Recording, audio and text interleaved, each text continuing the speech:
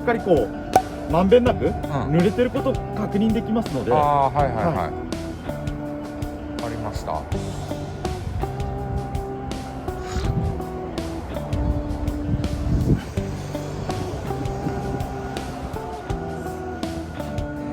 鍵回していただいて、はい、回しますと電源入りますので、はい、でここのパネルはこう NT1100 って、ちょっと出るんですけども、その後に警告、す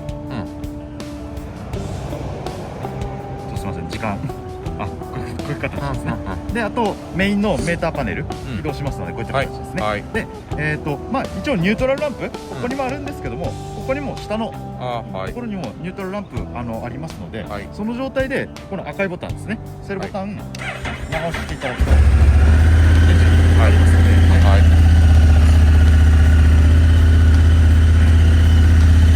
まずちょっとウインカーですね。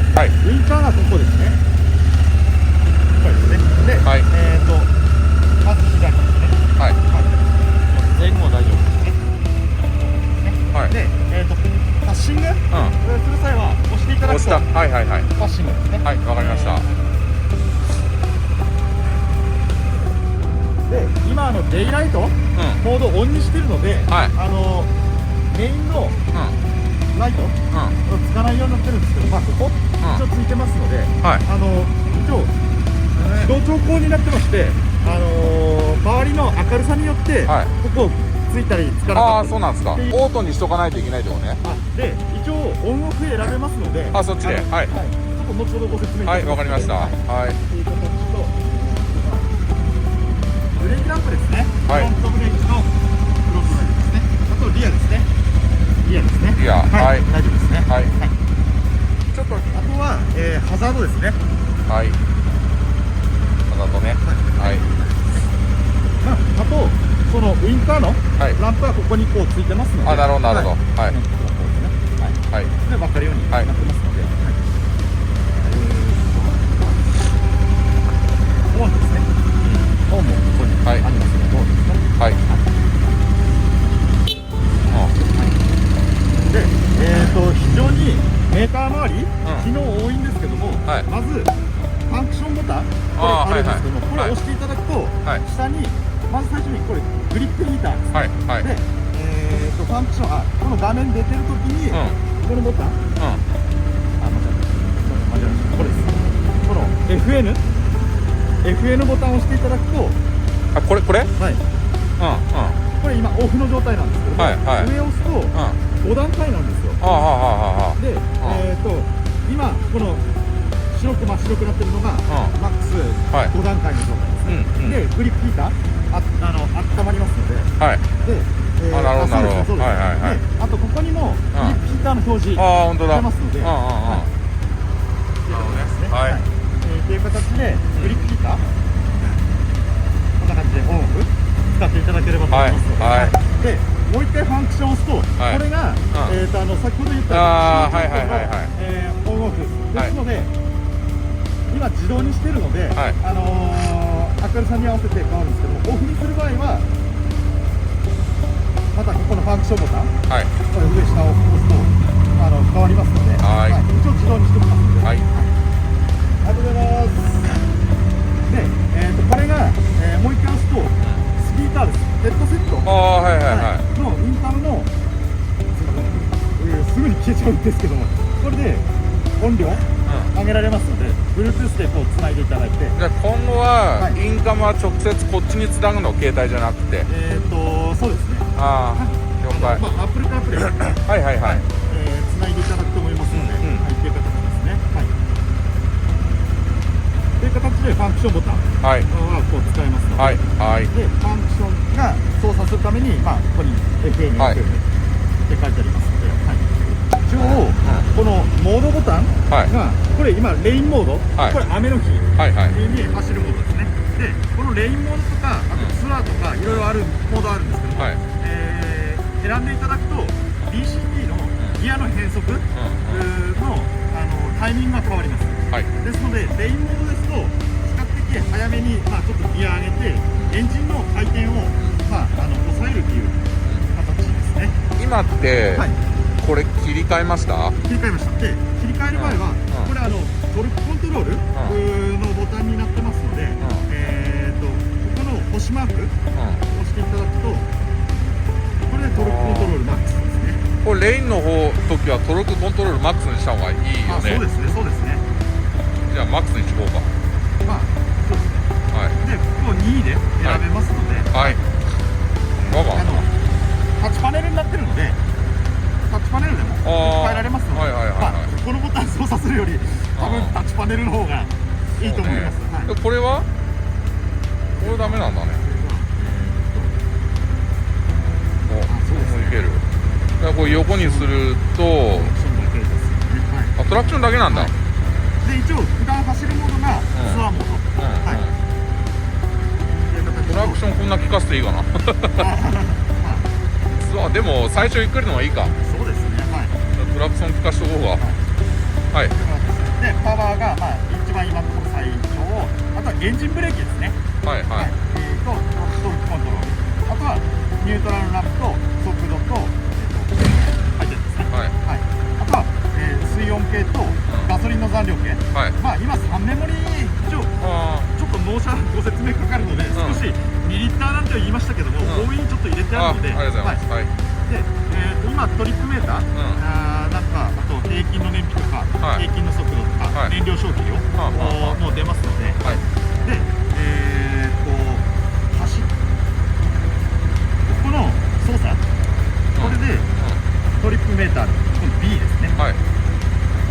あとは電圧ですとか、今日の日付とか、走っていくと出ますので、瞬間の燃費とか、あと走行ガソリンどのぐらいの残量で走れるか、選べますので。HSTC って何？これはトラクションコントロールなんですけども、これも1、2、3モードあるので、1でトルク一番最初、2で3でマックスですね。今の状況が一番安全ってことね。そうですね。ワンだと星ボタン使っても切り替わりますので、タッチパネルでも動きますので、はい、という形ですね。1にしてもウィリーはしないですよね。しないです。よっぽどしないと上がらないです。はい。で、今0なんですけども、エンターボタン長押しするとリセットできますので、ですのでトリップメーターは全部エンターボタン長押しすると、今燃料消費なるほどなるほど。はいはいはい。エンターね。で、あとモード切り替え、ツアーアーバンレイン、ユーザーっていうのはこの設定したものですね。っていう形ですね。最初はすみません、このツアーで走っていただいて、慣れていただければと思いますので。ツアーが一番アグレッシブじゃないの？違う。一番はアーバン。アーバンがレインが一番。レインがそうですね。ゆるゆるだよね。で、アーバンが次で、アーバンがいわゆるツアーが普通だよね。ツアーが積載とかしたりとか。そうですね。アーバンはいわゆる街中なんですよ。なんでアーバンの方がいいです。そうね、最初はね。で、ここでトルクをいじりたいときはトルクコントロールはこれね。そうですね。はい。でも動きますね。はい、了解。はい、理解しました。はい。じゃあちょっと一旦エンジン切りますので。はい、どうぞ。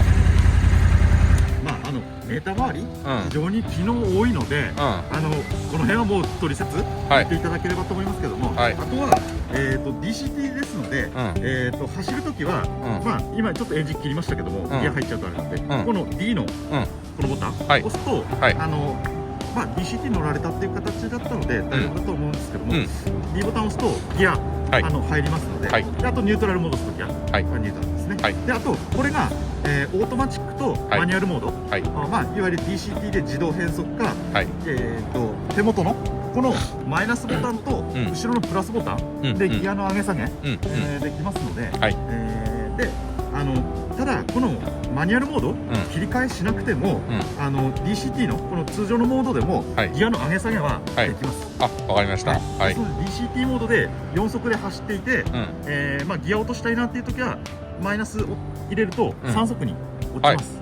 マニュアルモードにしていなくても。あ、了解。はい。その例えばギアを下げるときに、オーバーレブ、まあ本当極端ですけども、それをになってしまう回転域の場合は変わりません。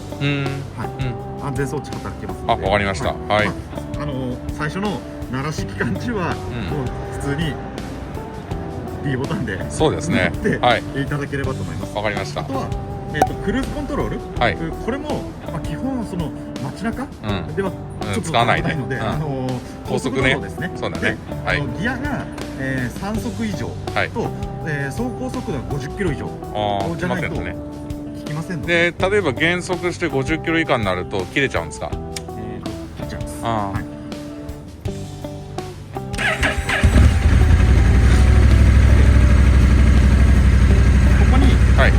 今押すと、いいですね。これでクルーズコントロール。ただクルーズコントロール使わないときは基本オフにしておいてください。わかりました。走ってるときにしか設定できないので、詳しくはと取説書いてありますけども、もう走ってるときに押して、このプラスボタンとマイナスボタンで速度調整できますので大丈夫です。ここに、こちらにもメーターあるんですけども、下も速度とニュートラルランプ、あとトータルの走行距離とか出ますので、あとは、トルクコントロール、効いてるっていうものと、あと ABS のランプ、今これついてるんですけども、これ走行速度5キロとか10キロになると自然と消えますので、エンジンかけると必ずつきます。あとは、ETC のインジケーターランプ、ここにあるので、カード入れて反応すると、このニュートラルランプと同じく緑色に点灯しますので、っていう形です。わかりました。で、あとはここにシガーソケットついてますので、シガーソケットで充電する場合はこちらですね。で、USB ですね。USB はここです。分かりづらいな。大丈夫大丈夫。ハンドルまっすぐします。そこね。開いていただいて、ちょっと結構奥なので。そうなんね。わかった。縦ね。そうですね。A ですよね。タイプは。タイプ A です。A です。です。という形で USB も使えますので、こういうところですね。あと細かいところですと、ブレーキレバー、フロントは調整できますので、このダイヤル、6段階なんですけども、この状態だと回りませんので、これを開くんだ。開いて、回していただくと回りますので、で6が一番手前ですね。で、1が一番離れて、ちょっと一番真ん中にすみません、指定は調整していただければと思いますので。わかりました。スタートボタン今こう押してやったんですけども、緊急時エンジン切る際はキルスイッチ兼用になってますので、わかりました。ですね。で、あとガソリンですね。かけていただくと、で、上にこの3つ穴開いてるプレート見えると思うんですけども、それ以上にはガソリン入れないようにだけしていただければと思います。あとガソリンレギュラーですね。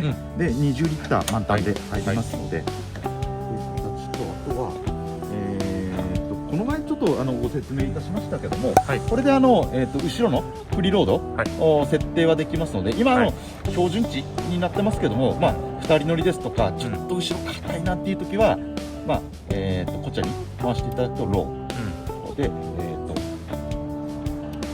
このダイヤル勝ちっていう感覚はあるので、これで調整。基本一人乗りにするときローでいいのかな？一応今標準になってますけども、ちょっと乗っていただいて硬いなっていう時はローにすると少し柔らかくなりますので、ただローにすると跳ねやすくなったりする場合もあるので、じゃあ真ん中にしといてもらいます。一旦合わせて使っていただければと思いますので、で、あとリアシート ETC ですね。使う場合はここは鍵入れて回して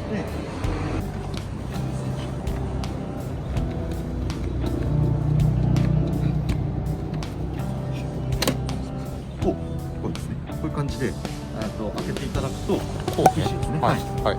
ここにそこですね。車載機、はい。